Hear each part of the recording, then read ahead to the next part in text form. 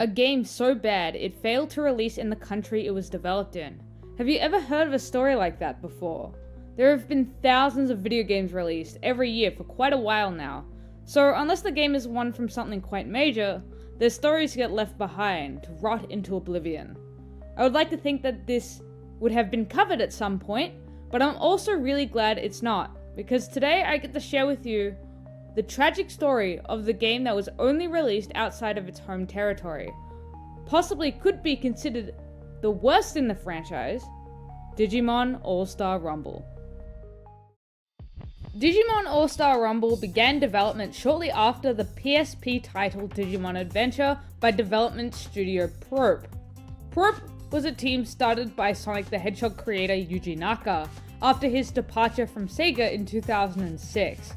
It is believed that Probe was approached by Bandai Namco to develop these titles, however, this hasn't been entirely confirmed. It was intended that the studio make a successor but not a direct sequel to the Digimon Rumble Arena series for a modern audience.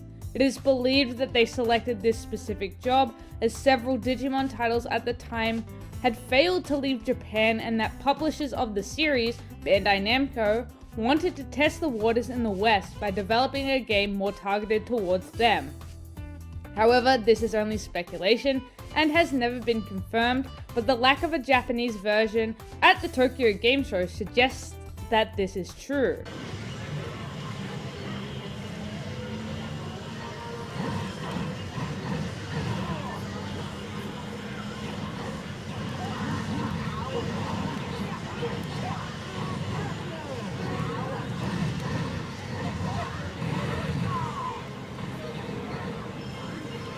After the mixed to negative reception in Japan of the 15th anniversary title that they had developed prior, this game would prove quite a task for Probe, as they only had about a year to develop the title.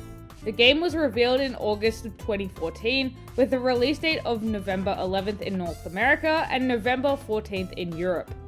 The game centers around you picking a Digimon and fighting in a superficial tournament that you were tricked into competing in order to save the digital world.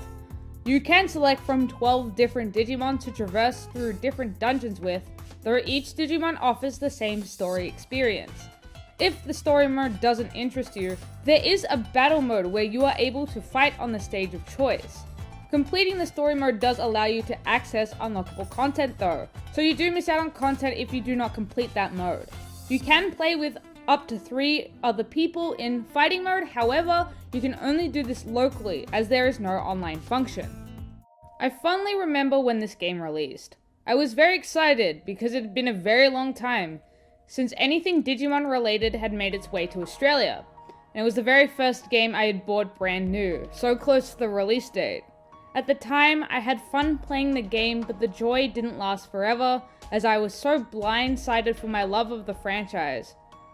I couldn't see the painfully obvious flaw that this title had.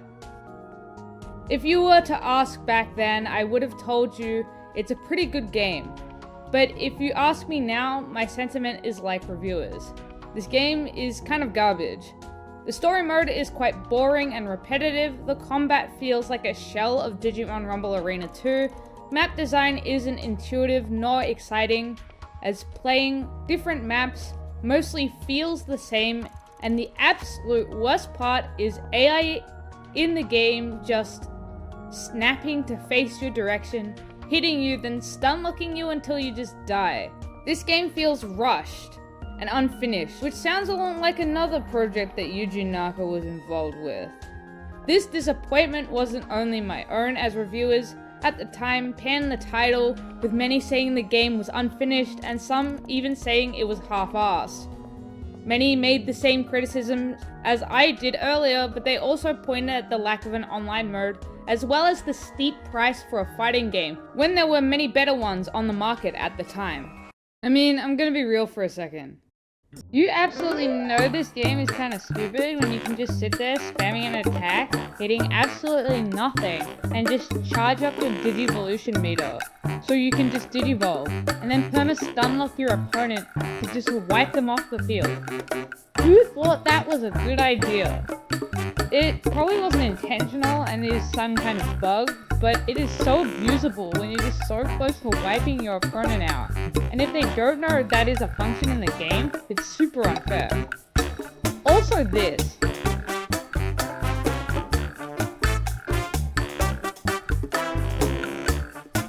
How is this fun? This is some of the most lazy programming I've ever seen. The character has some sixth sense whenever it finishes an attack, because it basically teleports the front of it to face exactly where I am, so it can wallop me whenever it feels like. Yeah, sure, there's counterplay, but these stages are so boring anyway, my one brain cell has difficulty lasting long enough to even beat it. I'm sorry, Digimon. I love you, but I really can't defend this. But I will give you some points because the game is playable.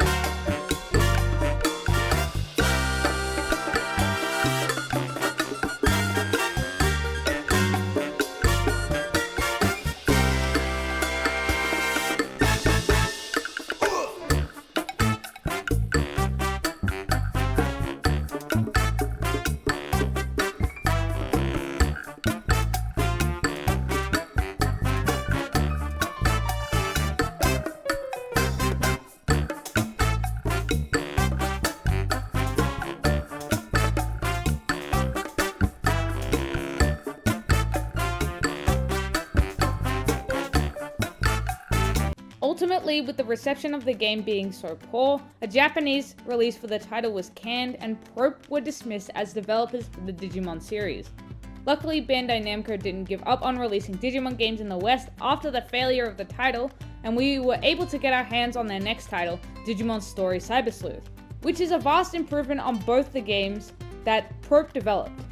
Though they did have to port the game to the PS4 because the sales of the PS Vita in the West were abysmal when compared to Japan. While Digimon All-Star Rumble was a failure, it was also a success in a way because it did truly send the message that Digimon fans in the West really did want to see new games hit their shores once again. What do you think about Digimon All-Star Rumble? Do you think it was the start of a massive downfall for Yuji Naka? Or do you have fond memories of playing the game? Let me know in the comment section down below.